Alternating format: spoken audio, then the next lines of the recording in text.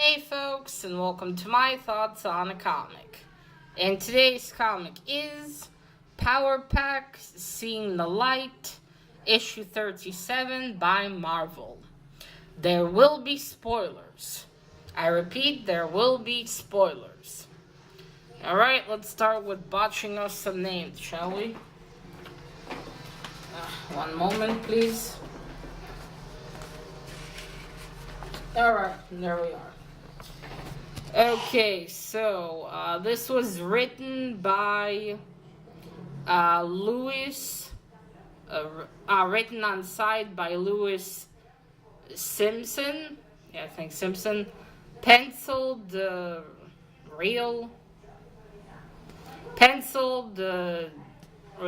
tight by Sal Velluto. Ooh, he's the one who did the Phantom. Inked in the Night by Stan Drake, I think.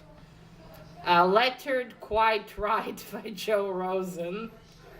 Colored So Bright by Glynis Oliver. I probably botched that. Edited with Insight by Carol Potts. Well, Carol, would you like to come to Future Comics? They need you.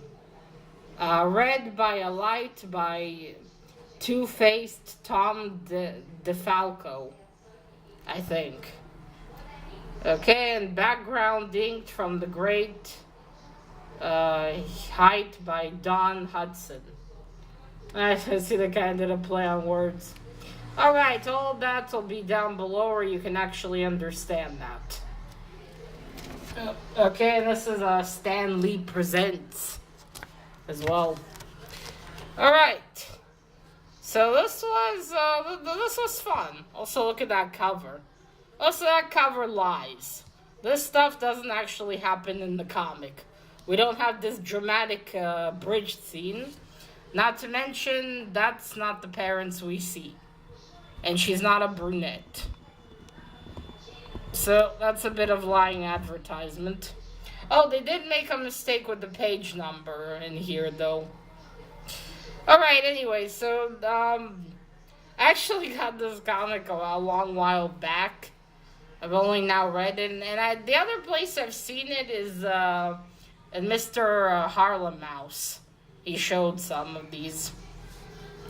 Alright, so it looks like our story is about 4 siblings. I originally thought it was like a team of kids.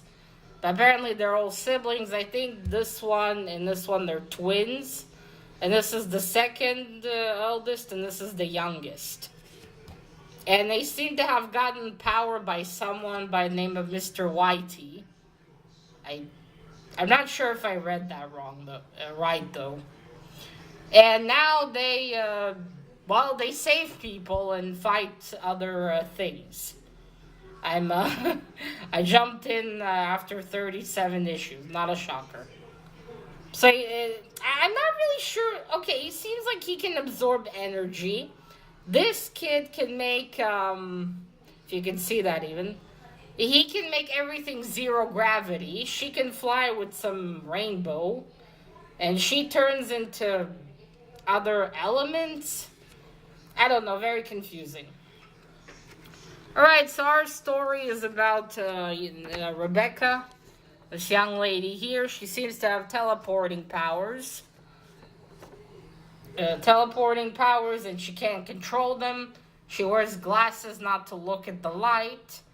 And then this dickhead here bullies her and knocks them off of her, and she teleports and disappears. Also, in the story, there's tension with mutants and all that. Mutants need to register, and we have the Avengers and the Fantastic Four. And these guys seem to know Franklin, which is... I think they're talking about Susan and Reed's son. I'm pretty sure that's the Franklin they're referring to. Their parents don't know they got these powers, and, Julie thinks of telling them that they should tell their parents they're currently doing their chores. Here, So they're debating that, and they also get a phone call by someone who apparently discovered their powers, or knows that they have powers. And they don't know what to do about that, till they're all running towards the phone. Alright, there's Julie. She reappears on the bridge. One of the cops thinks she wants to jump. They're trying to help her get off, but she looks at the light again, and she disappears. That looks Spidey. That's actually really cool right here. I like the art. It's quite nice. It's very calm and not too distracting. Alright, so that's the parents. I wonder who was Ginger in the family, because they're all blondes and he's... unless he's adopted. I'm kidding.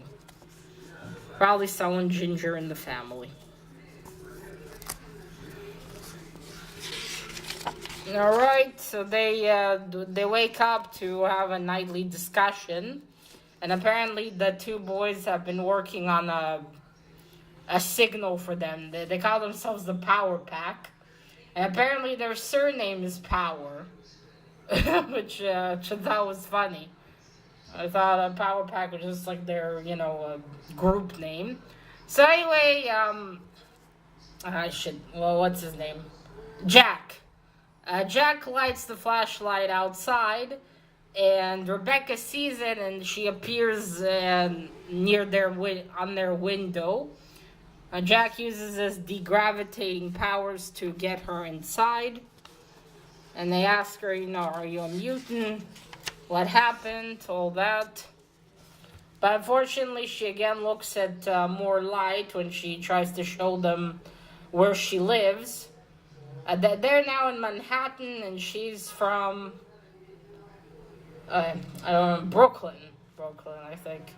So anyway, she teleports again. She appears on a TV show about some best-selling book. Whatever. It's not important.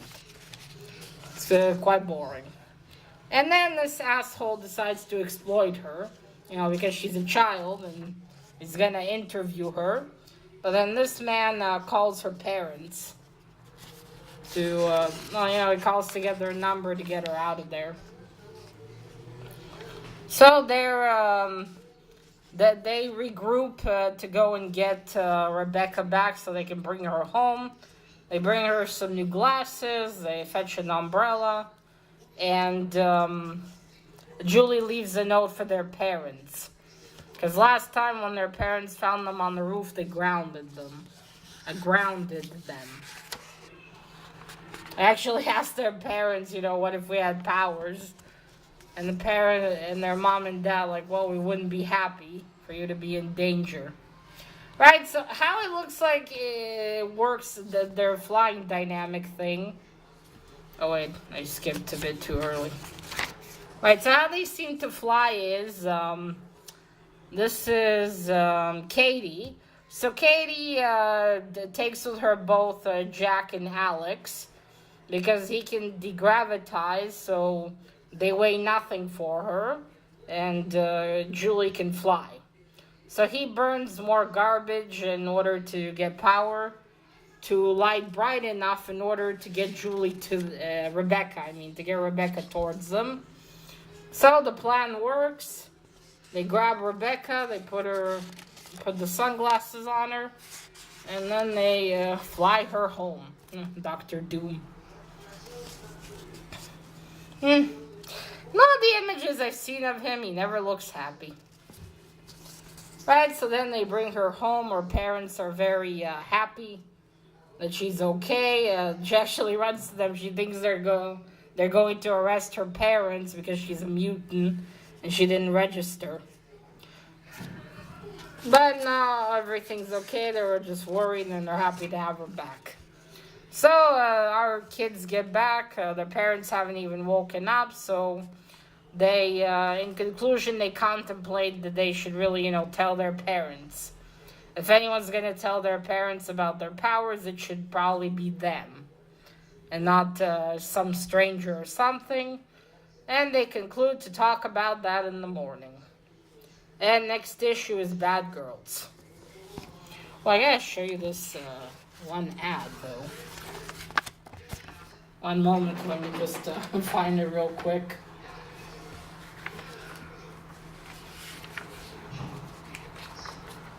That's why I should plan in advance. Naturally, the one time I need to find an ad, I won't.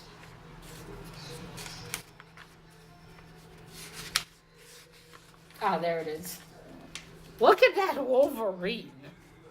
That is sinister, man. I mean, look at it. That's like a come here, buddy, and I got something for you.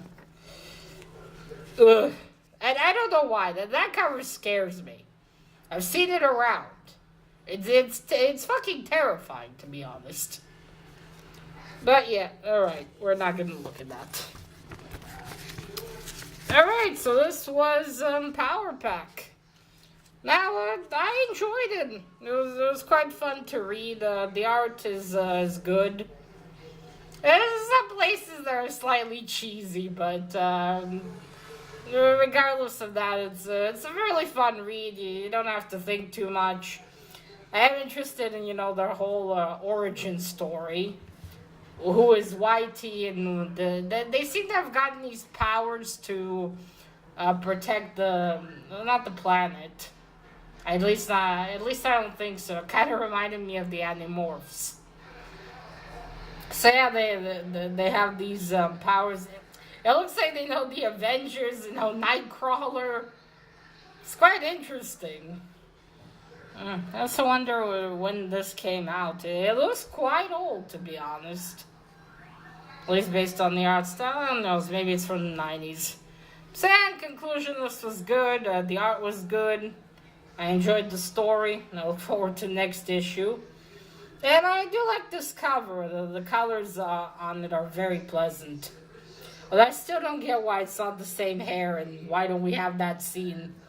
I was actually looking forward to a scene like that. I wanted to see how they would save her and stuff. But yeah, this is a good one. I recommend the Power Pack. It's a fun read. Actually, in the future, I might try to see if I can get a volume and read some of them. Alright, folks, so that is it. Let me know if you've heard of Power Pack, if you read any of their comics. I have a feeling many of you might have. Alright, until next time, bye.